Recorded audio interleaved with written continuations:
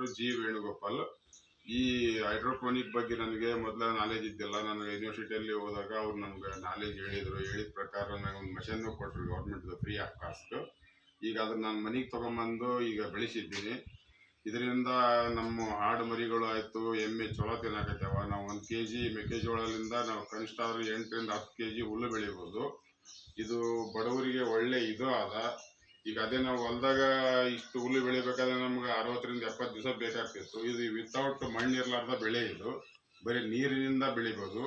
ಸ್ವಲ್ಪ ಜಾಗದಲ್ಲಿ ಆದ್ರೂ ನಾವು ಜಾಸ್ತಿ ಹುಲ್ಲು ಬೆಳಿಬೋದು. ಇದರಿಂದ ರೈತರಿಗೆ ಭಾಳ ಅನುಕೂಲನೇ ಆದವ. ಅದೇ ನಾವು ಹೊಲದಾಗ ಬೆಳೆದ್ರೆ ಟ್ರ್ಯಾಕ್ಟರ್ ಪ್ರತಿಯೊಂದು ಇದಕ್ಕೆ ತೊಂದರೆ ಆಗ್ತದೆ. ಇದು ಏನಿಲ್ಲ, ಬರೀ ನೆನೆಸ್ಬೇಕು, ಅದರಿಂದ ಟ್ರೇದಾಗ ಹಾಕಿ ಇಷ್ಟು ನೀರು ಹಾಕಿ ಇದು ಮಾಡಿಬಿಟ್ರೆ ಬೆಳೀತದೆ ಬೆಳೆ. ಇದು ಡಾಕ್ಟರ್ ಮುಖೇಶ್ ಮೀನಾ ಅವ್ರು ನಮ್ಗೆ ಇದು ಮಾಡೋದಕ್ಕೆ ಅವ್ರಿಗೆ ಧನ್ಯವಾದಗಳು.